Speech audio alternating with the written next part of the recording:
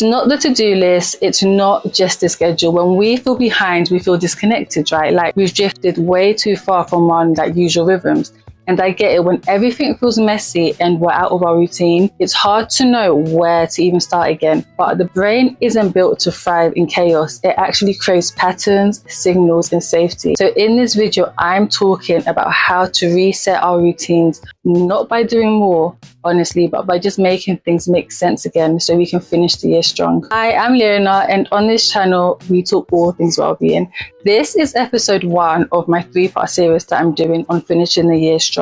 So today I'm talking about how to really just reset our routine when we feel behind. We'll explore real psychology, cognitive neuroscience, and just honest reflections to basically help us reconnect with a rhythm that actually works. Let's get into the video. So point number 1 is rewiring our brain with a morning anchor. So let's start with mornings, because how we start the day seriously shapes the rest of it, right? So one of the best things we can do when we feel off track is give our brain a calming pattern it starts to expect. So not hustle, just something steady, right? So here's the neuroscience. Our brain loves rhythm. Like, it actually gets calmer when it knows what's coming next. So there's a part of the brain called the basal ganglia, right? It helps form habits. When we repeat a small morning cue, like opening the window or playing the same 3-minute song, or even praying before, let's say, we drink our morning like cup of water, that cue gets stored as a pattern, and then brain goes, oh, okay,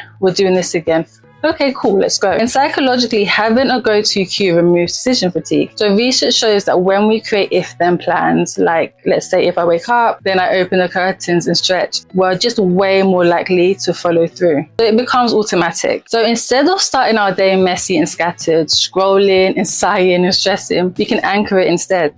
And it doesn't have to be dramatic, right? So maybe it's listening to gospel music or listening to a sermon. Maybe it's lemon water and taking a deep breath. But it's the same, right? So every day, or at least most days. And that sameness helps reset the brain. So honestly, this isn't about having perfect mornings. It's not. It's about giving our brain a gentle signal that says, actually, we're safe, we're steady, we're starting again. But even with a solid morning start, the rest of the week can still feel chaotic, right? And that's where tip number 2 comes in, which is tame the overload with a weekly reset. So let's talk about that feeling of feeling overwhelmed.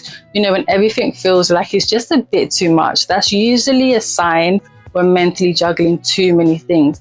And no, you're not being dramatic.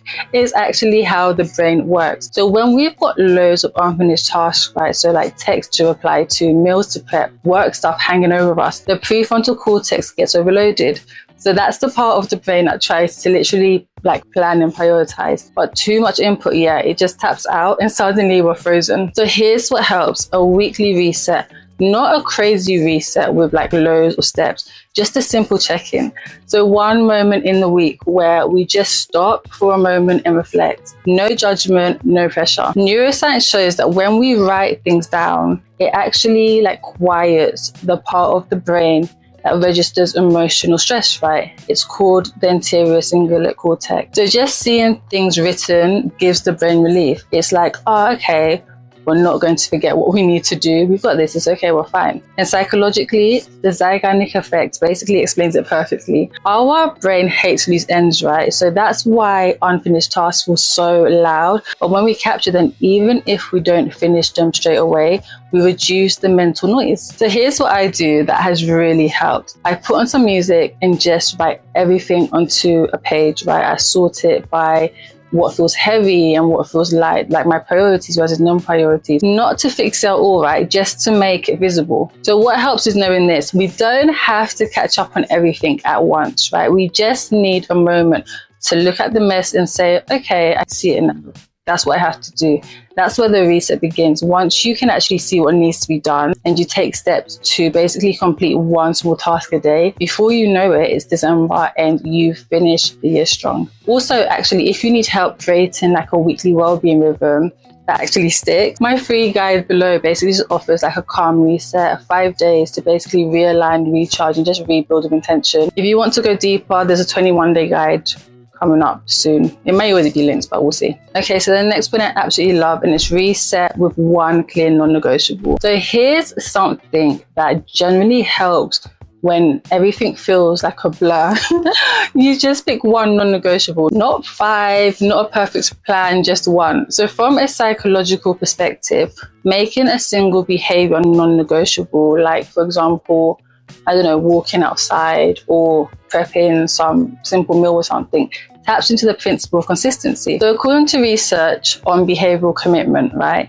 when we commit to one thing, we're more likely to align our behaviors around it. So it becomes a sort of anchor for identity. So the dorsomedial prefrontal cortex is involved in internal monitoring.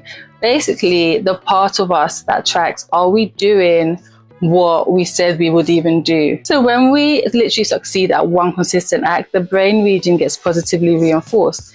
It helps us build self-trust. So let's say, for example, we choose a 10-minute walk every morning. Even on days when the rest of our to-do list falls apart, we've actually just at least honored that one thing, and that quiet win really matters. It helps override the learned sort of helplessness that creeps in when we've just been behind for too long. One of the most powerful parts is this, that one act becomes a cue. It's basically a domino effect. So we move our body and suddenly we're more likely to drink water. Then maybe we make a healthy lunch, right? But even if nothing else happens, you've already shown up. So sometimes it's not about being back on track straight away. It's about proving to ourselves in the smallest way that we haven't given up, and that proof is powerful, and it's just literally what powers the rest of our moves. Okay, so evenings can either pull us into more chaos or help us reset for the next day. One of the most underrated tools we can use is mental rehearsal. So neuroscience basically shows that when we mentally walk through a task,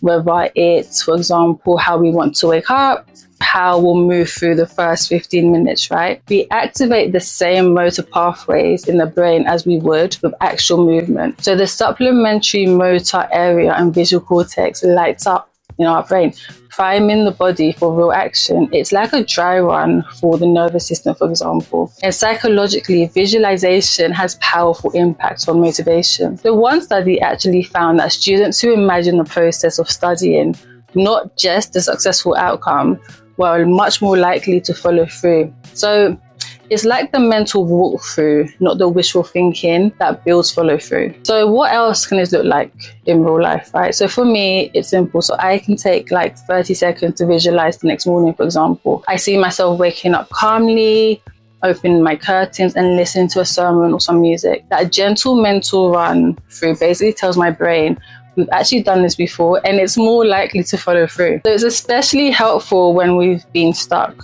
So in messy routines, the kind where we snooze the alarm, scroll in bed and just fall off all day. We're not just hoping for better mornings, we're actually preloading the brain with a new rhythm. So the night before can really quietly shape the day ahead. When we imagine the rhythm we want, the brain starts to move with us. How cool is that? Okay, so this next point is significant.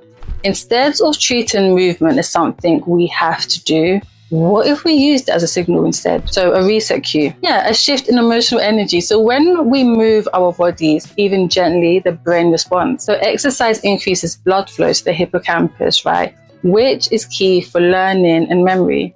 It also activates the release of brain-derived neurotropic factor, which basically supports mental clarity and neuroplasticity. But here's the part we don't talk about enough. Movement actually helps us shift state. So from a psychological lens, the concept of state-dependent memory basically suggests that the emotional state we're in can actually influence how we think, what we remember, and what actions actually even feel available. So when we've been in a spiral, mentally, emotionally, or even physically just stuck, moving creates a literal and figurative state change. Crazy, I know. And if you're a Christian or someone of faith, this can also be a really powerful moment of spiritual reset. So a walk with worship music, a stretch when you're praying, not to force productivity, but to really just create space. We can even ask Christ to guide the shift and not just the goal. So instead of thinking, oh, I need to work out today, we can reframe it as, actually, I want to move energy through my body. I want to shift. It can literally be 5 minutes. It can be dancing in the kitchen. It can be lying on the floor and stretching. Movement doesn't have to be about changing our body. So ultimately, sometimes it really is just about changing the moment. And that's more than enough. Okay, so next is use friction to your advantage. So it sounds a bit backwards, I know, but wait, let me unpack. So sometimes a little bit of strategic friction can help us reset more than chasing motivation ever could. So cognitive science shows that we're more likely to do what's easy, visible, and immediately rewarding, right?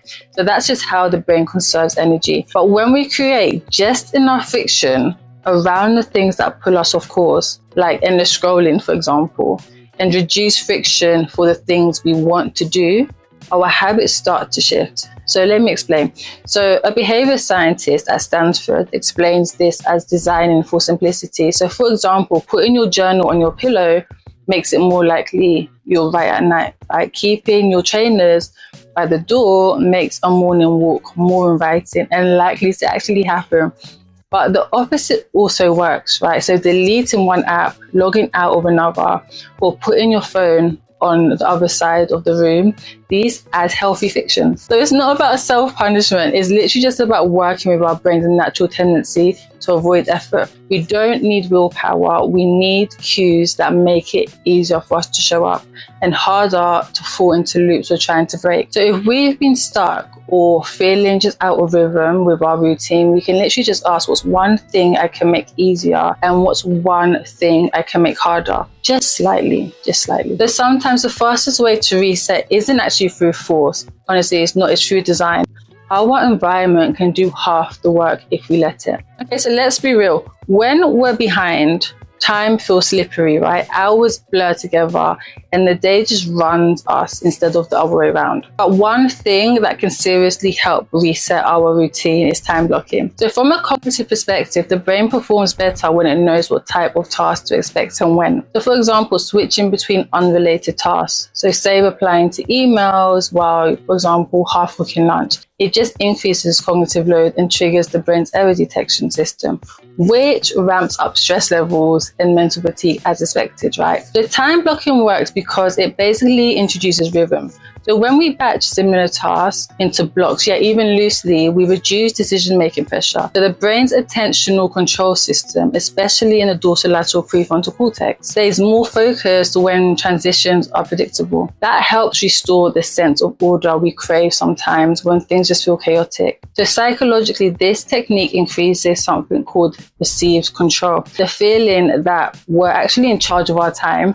And even that small shift can actually reduce overwhelm and just increase our follow through. Okay, so how does this help us reset our routines? Good question. Instead of trying to literally force productivity all day long, we can actually just choose key windows. So maybe a Saturday from 10 to 12 is like your focused work time, for example. Just soft structuring of the day really helps. And here's the best part. Time blocking doesn't have to be rigid. It's not about perfection. It's about rhythm.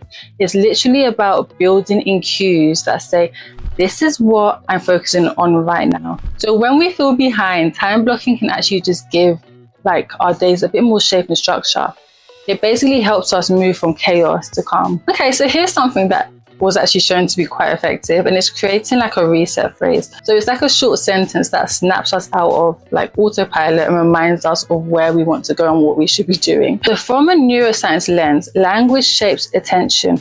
When we repeat a phrase, right, even silently, it activates the brain's language centers and reorients our focus away from distractions. It also helps interrupt default mode network activity, which is where we tend to spiral into overthinking, comparison, or even self-criticism. Psychologically, this taps into the power of self-talk. So research shows how we speak to ourselves can either trigger shame or recenter us in our values. So when we're trying to really just reset our routine, the words we choose matter so much more than we actually think.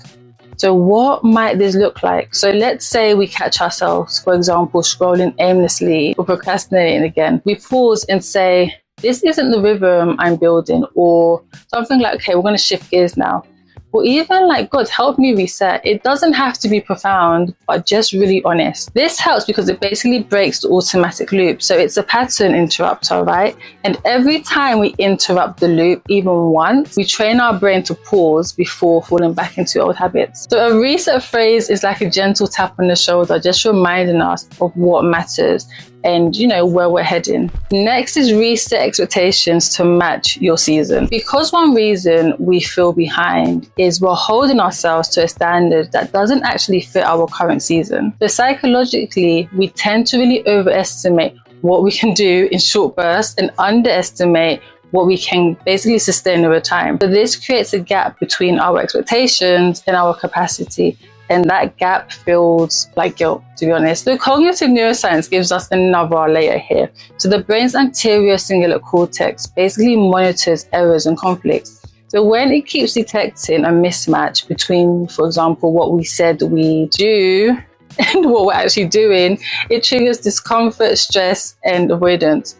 So that's why we tend to procrastinate or just check out completely. It's not laziness, it's misalignment. So if we want to basically reset our routine, we need to reset the rules. Maybe we can't do full workouts right now at the moment, but we can stretch every afternoon, right? So maybe we can't finish the big project, but we can block out at least 1 hour. It's not about doing less, it's about doing what fits in our season. And this is where honestly grace comes in. So if you are a person of faith, you can literally ask Jesus Christ to help guide your rhythm or just, your goals, to remind us that actually we're allowed to adjust and still be worthy, so still be enough. Resets only really work when we're rooted in reality. So when we honor our season, we build a rhythm that actually lasts. Okay, so now let's explore 3 tiny shifts that just make a big difference when, we need to reset fast and quick.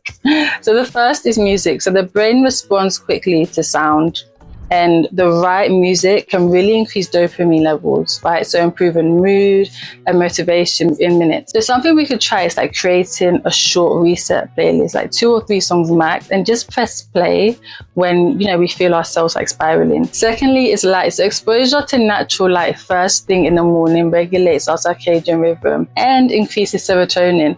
Even standing by the window for a few minutes can really just help recalibrate our internal clock. And lastly is movement. Even just 90 seconds of movement, a few stretches, some squats or walking, sends fresh oxygen to the brain and just provides clarity. So these tips might seem small, but they work because they change the state we're in. The brain doesn't always need a full plan. Sometimes it just needs a new signal. So if we feel stuck, these quick cues can actually just help us reset, hopefully quite fast and quick.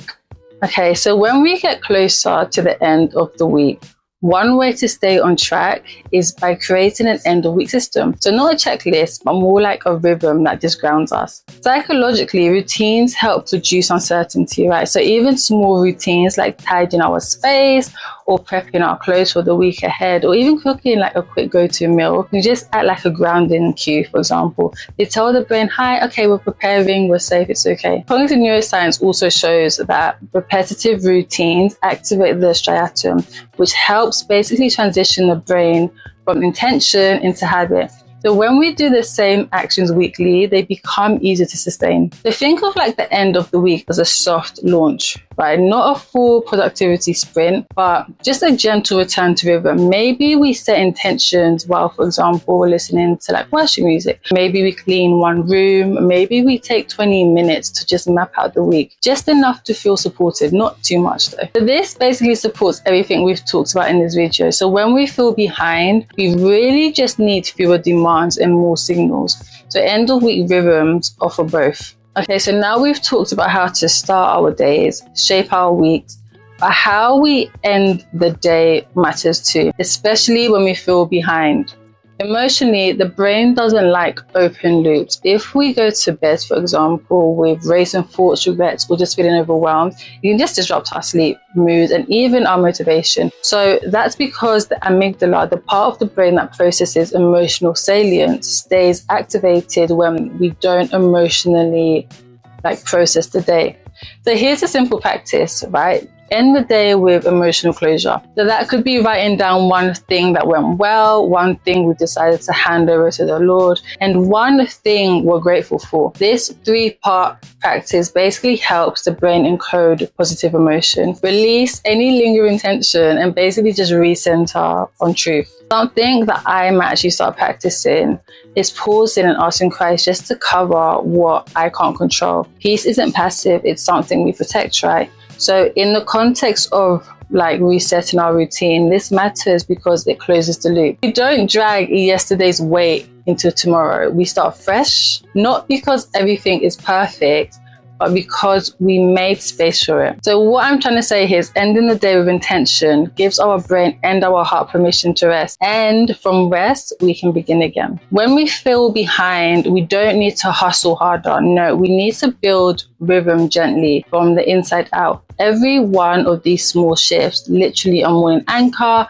an end of week rhythm, even a phrase we whisper to ourselves, helps the brain feel safe again and just get back into our rhythm and structured routine. If this video helped, check out some other videos on my channel. Hopefully you enjoy the episode tomorrow as part of my 3-part series. Okay, bye.